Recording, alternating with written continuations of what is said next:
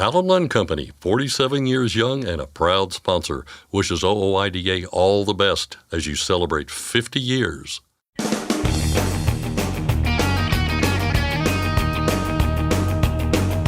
OOIDA, representing America's truckers since 1973, presents Landline Now with your host, Mark Reddick. From 2 new Nikola battery electric trucks and a new driver assistance product to new technology designed to increase fuel efficiency, Tom Berg, contributing editor at Landline Magazine, has been busy doing test drives. He joins the program with his thoughts and reviews of all 3. When tragedy strikes, the hope is that something good can come out of it, such is the case with the deadly crash outside of St. Louis that involved 3 semis parked on the shoulder of a highway. The incident is bringing the truck parking crisis into the national spotlight. Tyson Fisher of Landline Magazine breaks down the latest on that story, along with other truck parking-related issues nationwide in our latest installment of The Parking Zone. And finally, fall shipping season is right around the corner, and DAT is starting to see an increase in overall load volumes. We'll have details on that and why this quarter may be one of the toughest yet, coming up in today's Market Update. But first, the news with Scott Thompson. Thanks, Mark. Our top story today. The Commercial Vehicle Safety Alliance wants federal regulators to extend the comment period for a proposal that would require automated emergency braking systems. CVSA filed the request last week, saying that the current 60-day comment period isn't long enough to prepare and approve comments on such a complicated and important issue. The Alliance had requested an extension of 30 days. As things stand right now, FMCSA and NHTSA are accepting comments on the AEB proposal through September 5th. In July, the agencies published a joint proposal that would require AEB systems and electronic stability control systems on new vehicles that weigh more than 10,000 pounds. The proposal calls for requiring all Class 7 and 8 vehicles, those weighing more than 26,000 pounds, to meet the automatic emergency braking standards 3 years after the rule takes effect. So far, the 2 agencies have received more than 300 comments. Many have come from truck drivers who say the technology is flawed. To get your comments in, check out fightingfortruckers.com. The Federal Motor Carrier Safety Administration plans to keep on requiring motor carriers to keep a record of their accidents, but first they want to hear from the public. A comment period, now open through October 10th, seeks feedback about the information collection request titled Accident Record Keeping Requirements. The current rule doesn't require carriers to report accident data to FMCSA, but it must be produced should a federal regulator ask for it. That includes the date and location of the incident, driver name, number of injuries or fatalities, and whether certain dangerous hazardous materials were released. FMCSA says the process strengthens its ability to assess the safety performance of motor carriers. A new survey suggests that conditions have come to a critical point for truckers operating in the spot market.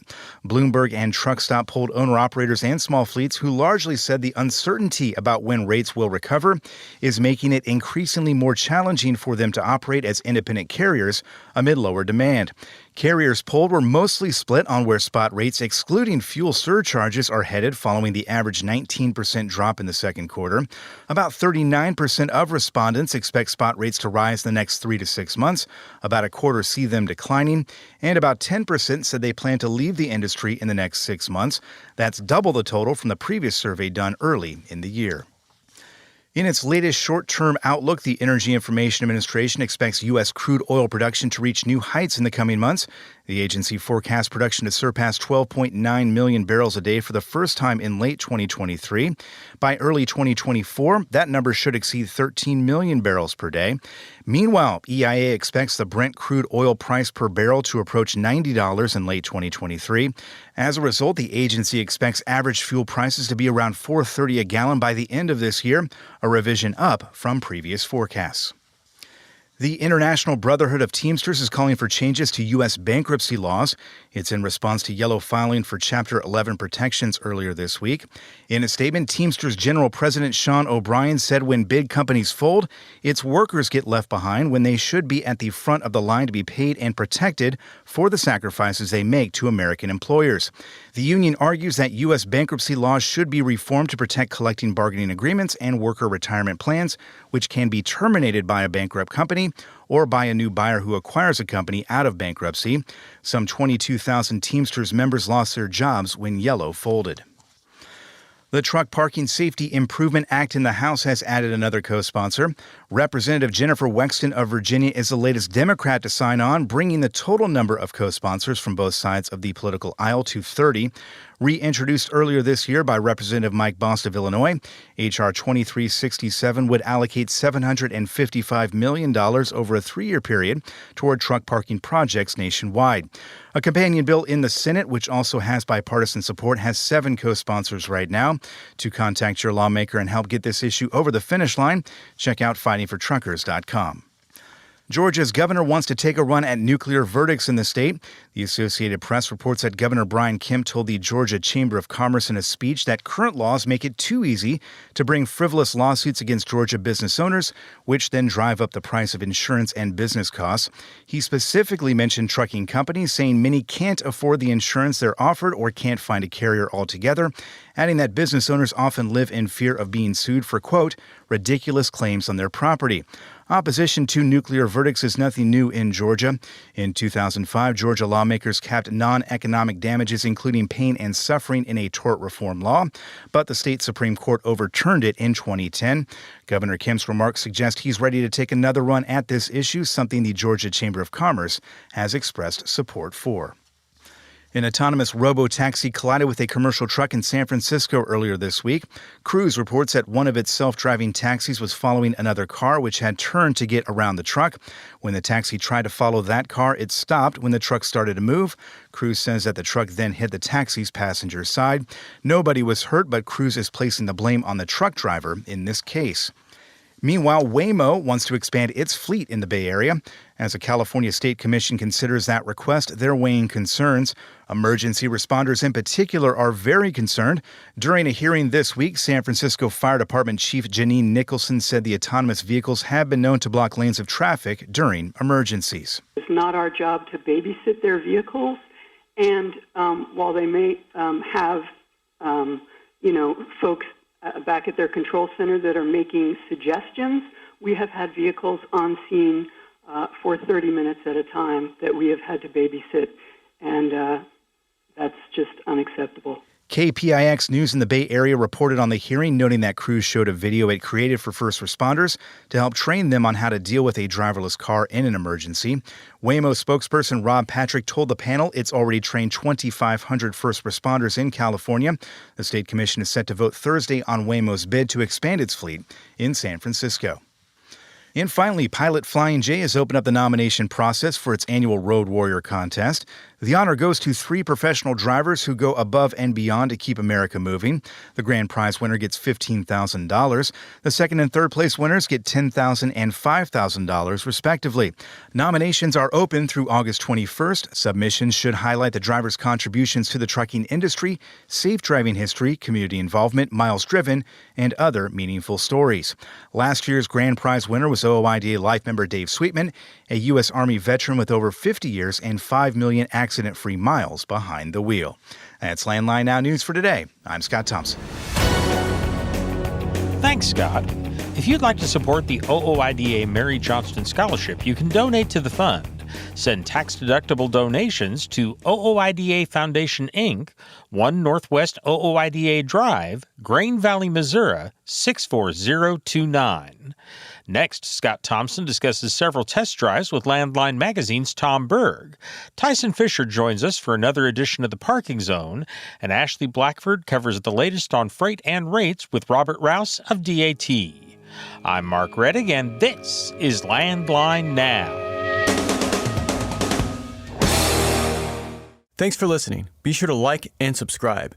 If you want more content, go to landline.media to get updated news, information, and archived editions of our show. Once again, that's landline.media. Forgetness, accuracy, weigh your truck on a cat scale. When you weigh on a cat scale, you get a no excuses guarantee. You can now save time weighing by using your smartphone. Find out more at weightmytruck.com. Since you started, what you've loved about trucking is the freedom. Heading out on your favorite route, a good driving song, and thinking about truck insurance. Well, maybe not that last one, That's why we're here. At OOIDA, we have a full range of truck insurance products, expert advice, and great customer service, helping you get the right coverage for your operation. Go to OOIDA.com because your job is to drive. Our job is to help with everything else. Time now for a segment we should probably call Tom Berg Test Drive Stuff, because that's just what it's all about. Tom is contributing editor for Landline Magazine. He test drives stuff, and then he comes on here to tell us about it, which is what we're going to do now. Tom, how you doing? I'm good. I got to say, stuff is one of my favorite words. Well, we're going to be talking about a lot of stuff here over the next several minutes, and you've been very busy with stuff. In recent months. Again, I said, they're test driving a bunch of different vehicles and different, testing out features and so on and so forth. We're going to start here by talking about Nikola, right? You recently got to drive two separate tractors, both manufactured by the company there. One was a battery electric truck, the other a fuel cell battery electric truck. And I'm just going to start by asking you about the two trucks there, and if you can notice a difference. In driving, no, there's very little difference. The source of the power is a little bit different. The battery electric truck, of course, has what the name implies. It's just batteries and the electric motors, and of course, a lot of control equipment and software that keep things running smoothly. The fuel cell truck is like a diesel engine in that it helps produce power. The diesel can turn a generator, for instance, that can then help propel the truck, whereas the fuel cell directly converts hydrogen and oxygen into electricity. And that electricity then goes to batteries, as it does on a battery electric truck, which in turn send juice to the motors on the axles. Yeah. So the fuel cell is what is often called a range extender. So a fuel cell electric truck can run long-haul routes, whereas a battery electric truck cannot. The battery electric truck, in the case of Nikola, I think the range is given as something like 300 miles, and it's 500 miles for the fuel cell electric truck. So that's just about long enough, to run many long-haul routes. Then you stop, and in this case, you refuel it with hydrogen, whereas the battery electric truck gets plugged in and recharged. Yeah, and that's doable, in a local route or a regional route, and some are at work in California, especially, right, pulling containers out of ports. And I know you've heard out there the skepticism about, battery electric trucks or the fuel cell battery electric truck as well, both with on-the-road performance and off-the-road challenges, infrastructure, of course, being maybe the biggest one there. When you drove these two trucks, just in terms of on-the-road performance here, what stood out to you? I mean, did you feel like you were giving something up when you were, driving these two trucks? Yes, you give up noise. You give up the noise and the vibration of a diesel. Don't get me wrong. I like diesel power. Yeah. But with electricity being the propulsion element, the trucks are almost silent, and they are fast. I cannot overstate that. They've got gobs of torque. The company claims it's like 12,500 pound-feet of torque. Can you imagine? Wow. Yeah. That's 8 times or so what a big diesel will put out. Of course, that torque is controlled electronically so that you don't go spinning your wheels and burning up tire rubber and maybe damaging the other components on a truck. But we pulled the trailer with the battery electric truck, and the rig just moves out very smoothly and quickly, and like I said, silently and smoothly. So, no, I kind of look forward to the day when more electric powertrains are at work, because I think drivers will like them. It's a very relaxing form of earning your living versus noise and vibration and harshness. Yeah, obviously we've got more than a few hurdles to cross before we get to that point. I mentioned infrastructure and obviously the cost of these these trucks is a little out of people's price ranges as we speak right now, but the technology is moving forward, and you've got good things to say there. I think it's interesting, and I think a lot of people will take something from that. I want to keep this conversation moving, kind of focusing on, I guess, more technology here, and something that you called the future of driving in Landline magazine. You recently took a truck out for a spin that was fitted with a system called Plus Drive. This was developed by, or is being developed by Plus.ai. What is this exactly? Let's start there. Well, it's an advanced form of driver assist features, which some trucks already have. For example, lane keep assist. The truck will steer itself down the lane. This system, I think, does it better than others I have driven. It stayed centered in the lane that we travel on. We went out on the freeway. This was near San Jose. And so we went up and down, I think it was I-5, and it was, or was it 101? I can't remember. Anyhow. One of those highways, yeah. Of keeping the truck centered in the lane, and it nudged the truck away from obstacles, meaning another rig alongside it would move slightly away from that just by itself, something you would do with the steering wheel normally. And if something were coming up on the shoulder, that is something parked there, it would nudge itself away from that. It was really good at that. It also had adaptive cruise control, which controls the speed based on what you're following. So it'll slow down and then pick up speed and speed up. It really took away some of the work of driving. I find driving long distance, even in my car, it gets a little tedious just trying to keep the car centered in the lane, and this thing does a lot of that. It doesn't do it perfectly. I found I had to nudge the wheel a little bit, just pull on the wheel a little bit to make slight curves in the road, which the system was just a little bit slow in reacting to. But still, it never ran over the line. It was it's a nice system.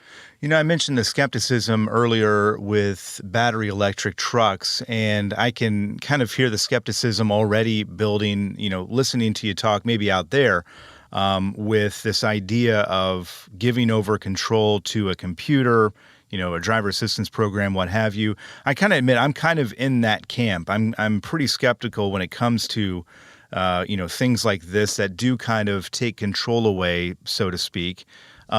Did you have any of that skepticism, before you started testing out this type of technology, or are you pretty open-minded? Or yeah, with the Plus system, I think I did initially, but with some experience, and it didn't take a lot of experience, didn't take a lot of time for me to build confidence in it. The thing seems to know what it's doing thanks to the software that the engineers at Plus have written. Yeah. To me, it's hard to conceive of people sitting in cubicles writing code. I could never do that. First of all, it'd be too tedious for me, but they do this and make the truck do the right thing for the situation. So again, with experience comes confidence. But you still have to be alert because you're still the driver. You can't go crawling in the sleeper or read a book or lollygag, looking at scenery a lot. You still got to watch the road. Yeah, for sure. And I mean, it sounds like something that, anybody listening to this, maybe if they tried it and gave it a try, maybe it's something they would be, more open to and realize they actually might like it, it sounds like. Yes. And, a lot of this stuff is already on trucks you can buy today. Right. It has been for several years. I would say the lane keep assist, for instance, it varies in performance from make to make, but most of it is pretty good. But you keep your hand on the wheel and adjust it if you have to, and really a lot of the work is taken away from you. And that to me is a good thing. Yeah, let's move on to another piece of technology that could be changing the game, I suppose. This one is called iTorque. It's all about fuel efficiency, and you gave this one a try as well here. How does this one work, and what is the result? The key is down speeding, making the engine run very slow versus the old days. I'm old enough to remember when you kept a diesel wound up between 17 and 2100 RPM. That was fun, but it was also kind of stressful. It kind of wore you down. With the Volvo system and with others, but with the Volvo system, the truck the engine kind of cruises at around 1,000 RPM, and it'll make good torque down to 900. Something a lot of guys probably still have to get used to. There's a feeling, I believe, still out there that running the engine so slow is going to damage it. No, that's not true.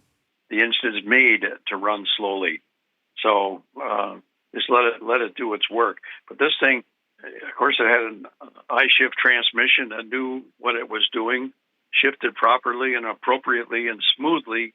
It works with the engine to keep revs low. When revs are low, and Joel Morrow, the guy who owns the truck that I drove and is a demonstrator, he ought to be in sales. He's really enthusiastic about this. He is a big believer in it, and he's old enough to remember the higher revving days. I should say that low revs are not new. I recall Caterpillar had an engine that was years ago, back in the 80s, that was governed at 1,600 RPM. So you were operating between there and down to around 900. Cat made a lot of construction equipment, bulldozers, for instance, that ran at low speed, so it had some knowledge of how to make that work. It was not a lot of fun to drive. It made a lot of vibration. When you're climbing a mountain grade, for instance, you could just feel and hear the torsional vibrations running through the driveline, and that tore up clutches at first until the clutch makers learned to put dampening springs in the mechanism, and they absorb a lot of that torque. So, but this is a world more advanced in the smoothness that the engine operates. Yeah. And one thing you pointed out in your piece in Landline Magazine, that it does commit routes to memory. This enables the system to know when to add power, when to pull back, and so on and so forth. And the result, and I want to make sure we emphasize this, the result is much better fuel economy, right? Throw out some of the numbers there in terms of what that looks like. The fuel economy really comes more from the engine operation. That knowledge of the route, that has to be learned by the system.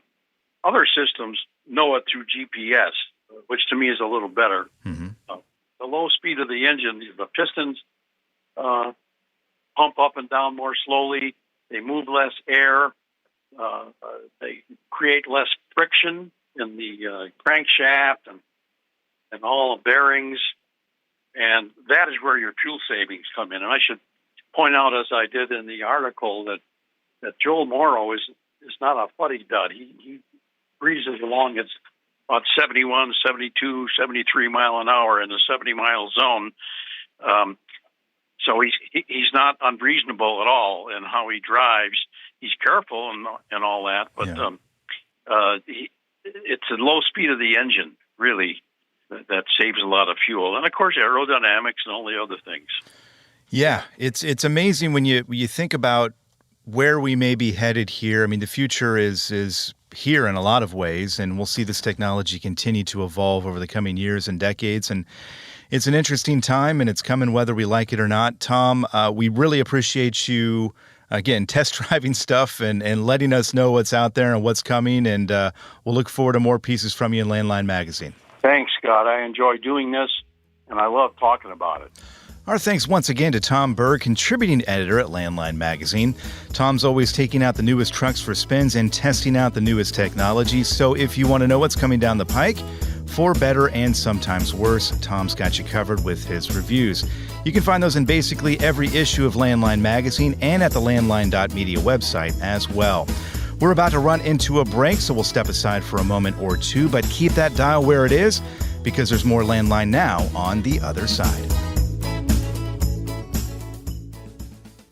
You trust PrePass for more bypasses? Now let PrePass help with tolls. PrePass toll service means lower cost, one invoice for all tolls, and fewer violations. Created by truckers for truckers. Call 877-878-5970 or go to prepass.com. Attention all truckers, Dean Michael, the tax doctor here. I want to talk to you about those dreaded tax problems. I know you want to keep on trucking and not even think about them, but let's face it, they're not going away all on their own. You need professional help. I've been helping truckers put their tax problems in the rearview mirror for years. course, I can help you too. Call me now for a free consultation at 888-557-4020 or go to mytaxhelpmd.com. It's like I always say, keep your eyes on the road, I'll keep mine on the IRS. 888-557-4020. A blank space on many maps with the distance between parking spaces seemingly as great as infinity. It is the boundary that separates safety and security from the dangers of the road, the space between electronic signs and a place in which to rest. It is not a dimension of the imagination, but instead the reality faced by truck drivers every single day. It is a place we call the parking zone. Here are your guides for this journey into parking news, good and bad, Scott Thompson and Tyson Fisher. And here he is right on cue. Tyson Fisher joins us in Studio A. Good to see you, Tyson, as always. It's a pleasure being here. Thank you. Always happy to have you. Always happy to talk to you here about these issues because they are important and there's a lot going on out there. And we're going to start with this tragedy in Madison County, Illinois. It happened, I guess, about a month ago. For those who may not recall, a Greyhound bus was on I-70 at about 2 in the morning. It collided with 3 tractor trailers that were parked on the right shoulder. 3 people killed, 14 people injured, and just as many questions, really, if not more, and concerns about what may have caused it, namely the role that truck parking and the lack thereof may have played. We haven't talked to you since this happened, Tyson. Wanted to get your thoughts on everything that did happen. Yeah, unfortunately, it takes a tragic event sometimes to get some, mainstream media attention on truck parking, but that's exactly what's happening right here. So just to give a little background on this, the motor coach departed onto this I-70 rest area ramp where those trucks were parked on the ramp's right shoulder. So it's implied so far that the truck parking in that rest area was full, and so that's not official right now with the National Transportation Safety Board, but there were 21 designated truck parking spots there, and so at this time of night, it's a reasonable assumption to think that they were, absolutely, there wasn't space there, and so so truck drivers do what they have to do, which in this case they had to park on the ramp there, instead of that, or face violations of their hours of service. We all know the drill here, and. And unfortunately, it cost the 3 people their lives after that crash. But what the National Transportation Safety Board, they said one of the things they're going to look into is just the truck parking in general in that area. Is it a problem? And the answer probably is going to be yes, because it's a problem everywhere. Because it's for the most part, it's a problem everywhere, and a lot of the mainstream media attention on this, and they are going to the right angle on it too. Because a lot of whether it's Reuters or Associated Press, I even saw a recent one from Bloomberg. They're all asking the same question, which is, why is this happening? As far as why were the trucks parked there in the first place? We know the answer to that question because we live it. Most of the public probably does not. Exactly right.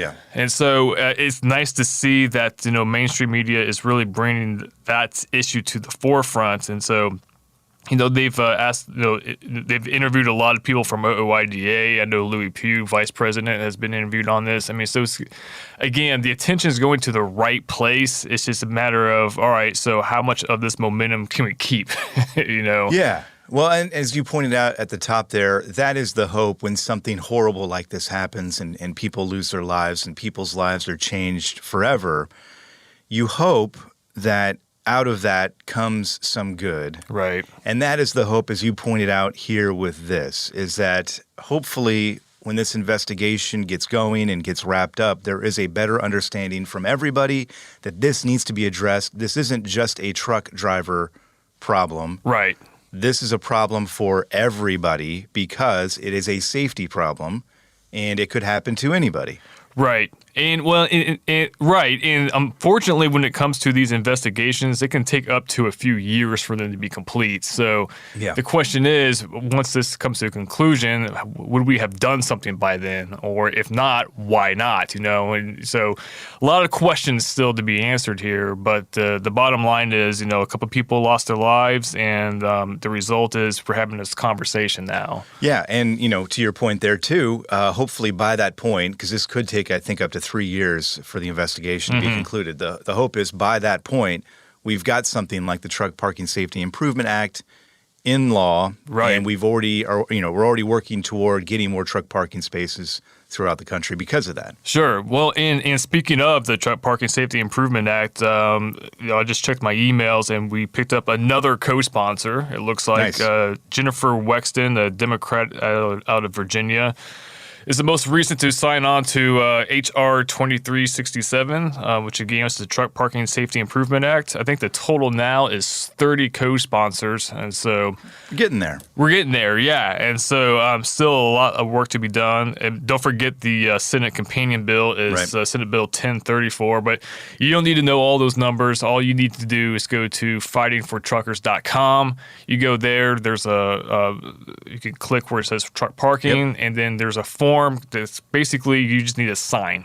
Just fill out the form, sign it, and it'll go to your lawmakers to let them know, hey, this truck parking bill is a thing, so let's go ahead and act. I mean, it is. You hear all the time, common sense, bipartisan bill, but that's exactly what this is. There's no other way to say it. Well, and then bring up this situation too that happened outside of St. Louis, and explain how this does apply to everywhere in the country, and hopefully nothing like this ever does happen again. But the chances of it, frankly, happening again are not slim, just based on the fact that there is such a truck parking shortage out there. So you can make that point as well. Fightingfortruckers.com, as Tyson said there. Let's move to Indiana now, where the state DOT is promising to pump $600 million over a 10-year period into updating welcome centers and rest stops throughout the state. The question is, Tyson, how much is that going to help with the truck parking shortage there? I would say fairly significantly. So according to the report that I have here, that money in the overhaul of those rest stops will add about 1,100 additional truck parking spaces across the state. So, I mean, that's a significant number, it's probably not going to only put like a dent into the problem for sure, but, it's still better than nothing. And again, 1,100, again, it is quite a few. So I'm happy to see that Indiana's doing its part to address the problem here. And $600 million, I mean, that's a big investment for rest stops and welcome centers. It's not an easy sell when you're a lawmaker or, you're trying to, sell your case here because there's so many other projects that people want to see, have money, poured into it. So $600 million, again, this is over 10 years, going to add about 1,100 additional truck parking spaces. Not bad. And not to mention, some of the rest stops will have additional amenities for truck drivers. So it'll be some will have private restroom facilities with showers. So I mean, these aren't just rinky-dink, parking areas. That's good to see. It's nice to see. It's the real deal here. So thank you, Indiana DOT, for stepping up to the plate on that one. Yeah, that's encouraging for sure. Let's keep moving here. We've got, as you mentioned, their state DOTs kind of picking up some of the slack here with the truck parking crisis. We've talked about this before, but private truck stop companies are also doing their part. We've got a new Love's location coming to southwestern Colorado soon. Yes, Cortez, Colorado, to be exact. And just to quickly mention that, first of all, this was if you're familiar with the area, there was an M&M truck stop at the corner of what is County Road G and U.S. Highway 160, 491. That will soon be a Love's travel stop for sure. So the goal is to complete the project by the end of the year. So hopefully by the end of the year, we'll have another Love's. And so it's not clear exactly how many truck parking spaces there will be, but knowing Love's, there'll be an ample amount of space for a few dozen at least, probably. At the very least. So yeah. Again, when I was reading into this, what's in Cortez, Colorado, I didn't read anything about, NIMBY action or, coming across any major resistance. It was just, here we have the space that's open land. A lot of trucks go through this area. Let's have a truck. Let's have a truck stop. Yeah. So very logical. What a novel concept. I know, right? Yeah. And so Cortez, Colorado, seemed to pave the way pretty quickly for this one. So kind of appreciative of that front. Encouraging there. Maybe less encouraging. College Station, Texas, where the city is trying to figure out a way to handle complaints about semis parking on city streets. Stop me if you've heard this one before. Looks like they're heading towards some sort of truck parking ban there. Yeah, Maybe. so maybe. Okay. The key word here is discussion. They're having discussions of, where trucks and tractor trailers can park in College Station, Texas, which is encouraging to some degree because it at least suggests that they are, open to the idea of, having a designated area where trucks can park, and we see it too often do we see a city where there is a truck parking problem, and then, as you mentioned, they'll just, institute a straight-up ban on truck parking. That's usually the next step, yeah. Yeah. We've seen it a lot. And then that causes a problem because, then where do they park? Where do they go? They usually go to the next city, which, again, eventually that city will have its own ban. Yeah. We see it in St. Paul, Minnesota, Yep. So the good thing here is the College Station City Council, they're holding discussions. They're trying to figure out what can be done. As of right now, we don't know what the solution is to that because they have no idea either. It's kind of new territory for them. So, but at the end of the day, when they're having discussions and trying to figure it out what the problem is, hopefully, they'll come to the conclusion that, all right, we just need to designate an area. So we'll see what happens there. But, if you live in the College Station area, this is what's happening near your city. Go to the next city council meeting and let them know. It's just like, hey, this is truck parking is a problem.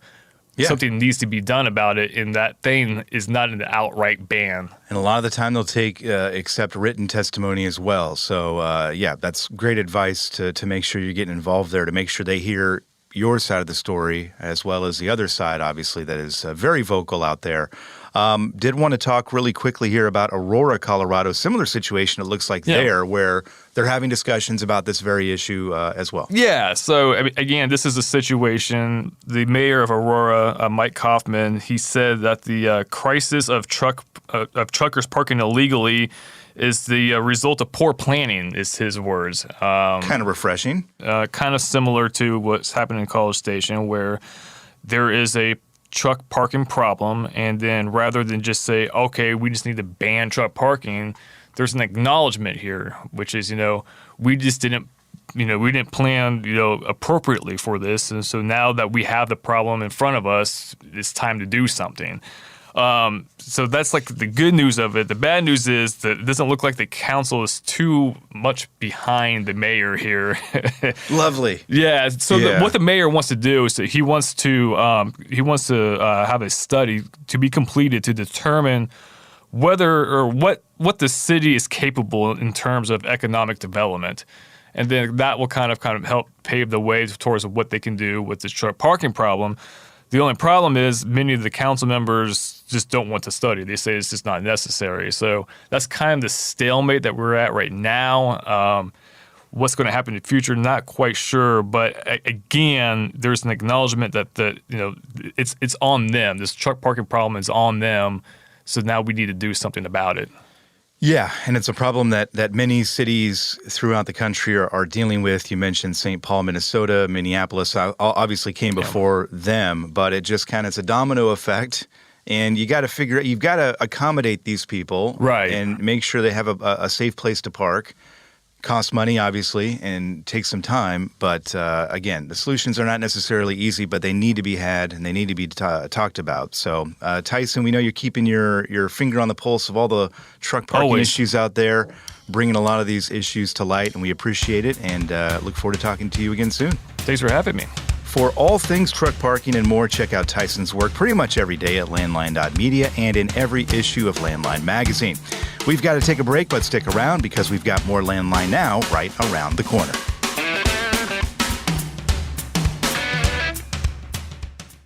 Firestone tires are for more of everything. More miles for every tire dollar, and more confidence in your fleet. At Firestone, we help fleets save with dependable value. Find your local Firestone dealer today at firestonetire.com/dealer. Ready to make more money? Use a better load board. For a limited time, get 50% off Truckstop Load Board Pro. Just go to truckstop.com/go and enter promo code READY2023 when you purchase Load Board Pro. It's tested and proven. Burn 2.1% less fuel when you balance all wheel ends with Centromatic. Call 800-523-8473 to get the OOIDA discount. Landline Now. Welcome back. There are a number of critical questions you need to answer in order to run a successful trucking business. Among the most important of those questions are, where's the freight going to be and how much is it going to pay? Today, Landline Now senior correspondent Ashley Blackford will bring us answers to both of those important questions with a look at this week's freight markets with the folks from DAT. Here's Ashley now with the report. Thanks, Mark, and hello once again to Robert Rouse with DAT. How are you doing today, Robert? I'm doing great, Ashley. Thanks for asking. Now, it unfortunately feels like the summer is almost over and fall is right around the corner. What is happening in the market this week? Yeah, it's definitely getting closer to fall. And, as we get closer to the fall shipping season, we did see another small increase in overall load volume for the third week in a row. So last week, we saw about a 3.8% increase in total load volume, up to 1.4 million loads.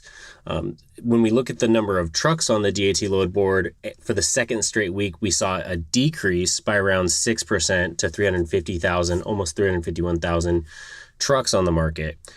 So while loads increased and trucks posted on the DAT load board decreased over the last week, we did see load-to-truck ratios increase across all three equipment types, which is a good sign.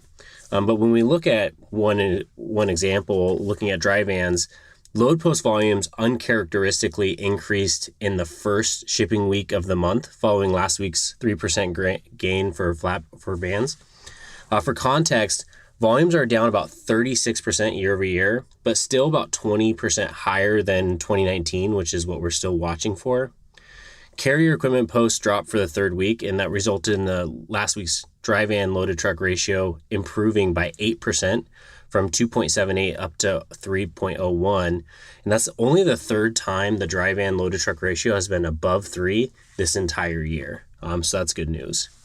To put all that into context, though, we've seen diesel price hikes in the last few weeks are beginning to realize the market's worst fear of the road to recovery in the freight market.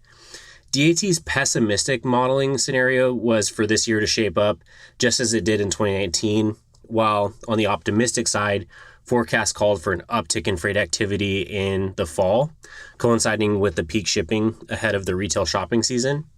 But current thinking on the latter is becoming less optimistic as retailers and wholesalers are drawing down their bloated 2022 inventories to avoid any over-ordering this season. Last year, we saw them, really do some big sales, things like that, to kind of get rid of their over inventory, and they're trying to avoid that this year. However, it's certainly not time to hit the panic button, but we must watch closely as this quarter may be one of the toughest yet for carriers. The 11% spike in fuel prices to a national average of $4.24 a gallon could not have come at a worse time. And to make things worse, spot rates will still wallow around $2.07 per mile on a monthly basis, including fuel putting in additional pressures on the margins. When we look at the national broker to carrier spot rates, dry van and flatbeds decreased last week and reefers stayed relatively flat. So vans came in at $2.11 per mile, reefers came in at $2.49 per mile, and then flatbeds came in at $2.58 per mile. So all of them fairly flat or right around. Not seeing a ton of movement, but definitely something that we're watching. What market should reefer carriers be looking at this week? Yeah, I have a really interesting one for you this week. So from the spectacular mountains of the Pacific Northwest to the myriad of rock formations in New Mexico, truckers really get to see some pretty impressive sights out there. I'm jealous a lot of times of the cool things that they get to see. But topping the list of cool places to go is called the Caves in Springfield, Missouri, formerly known as the Springfield Underground. It's an Erlen Group company. It's an underground industrial park created after removing limestone products. And according to John Geismer, their president and CEO of the Erlen Group, the land is about 600 acres that have been mined over the last 70 years. They remove limestone products for construction products like concrete for roads and bridges. And with open spaces below, the Springfield Underground was created. So some cool, interesting facts about the place. The ambient temperature for the former limestone mine is a consistent 62 degrees, and Springfield's underground has an on-site refrigeration maintenance crew that manages temperature of refrigerated buildings ranging from negative 20 degrees all the way up to 55 degrees. They process about 500 to 600 trucks every single day and have 224 different dock doors. There's over 3.5 miles of lit roadway underground in these caverns, with ceiling heights up to 30 feet. But the cool thing is it's immediately accessible by I-44 and US 65. So it makes it a great location to get easy access to this. But according to Geismer, they primarily work with companies in the food industry. So 75% of the 3.5 million square feet is food product storage, and about 60% of the space is refrigerated.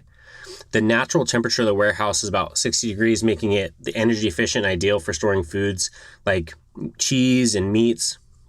We spoke to several drivers who offered some interesting insights.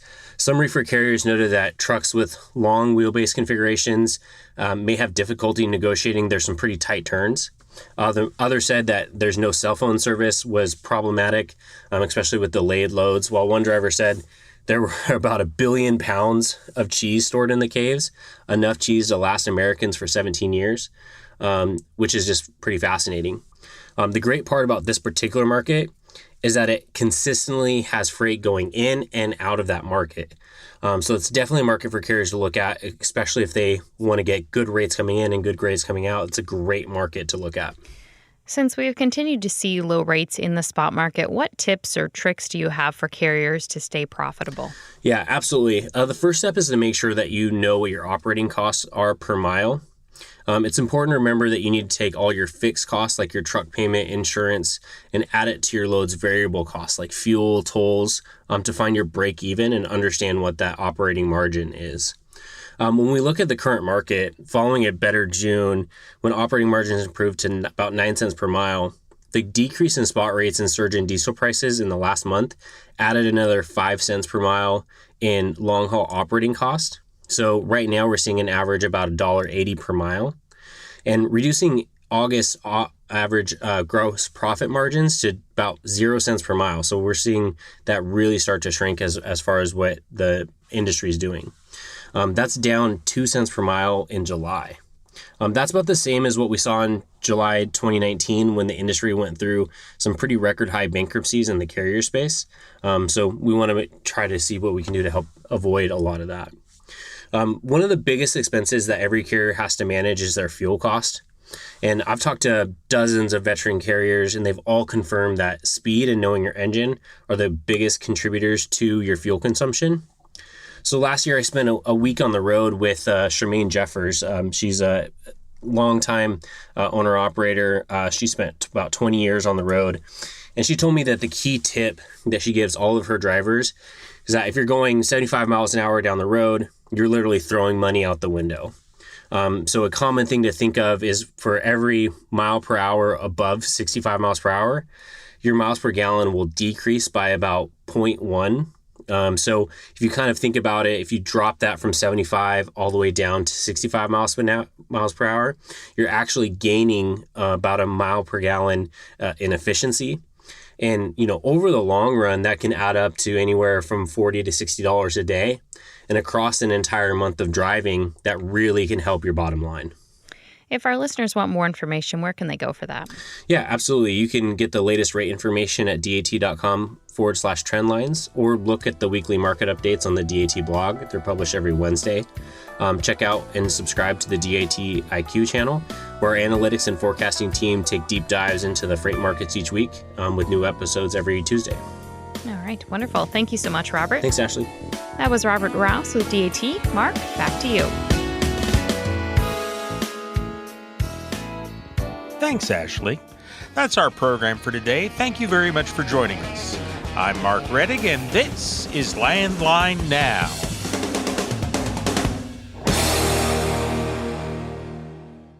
Thanks for listening. Be sure to like and subscribe. If you want more content, go to landline.media to get updated news, information, and archived editions of our show. Once again, that's landline.media. I'm a dad, a son, a husband, wife. I'm a writer. photographer. I farm. I'm a veteran. I love old cars, fishing, My kids. chrome. And I am a professional truck driver. And together, we are OOIDA. OOIDA was founded by truckers to stand up and speak on behalf of truckers. We've done that by combining the individual voices of our members into a single, powerful voice. Protecting your interests, defending your rights. Join us! Make your voice heard. Join OOIDA, the Owner-Operator Independent Drivers Association. Call 1-800-444-5791 or visit ooida.com.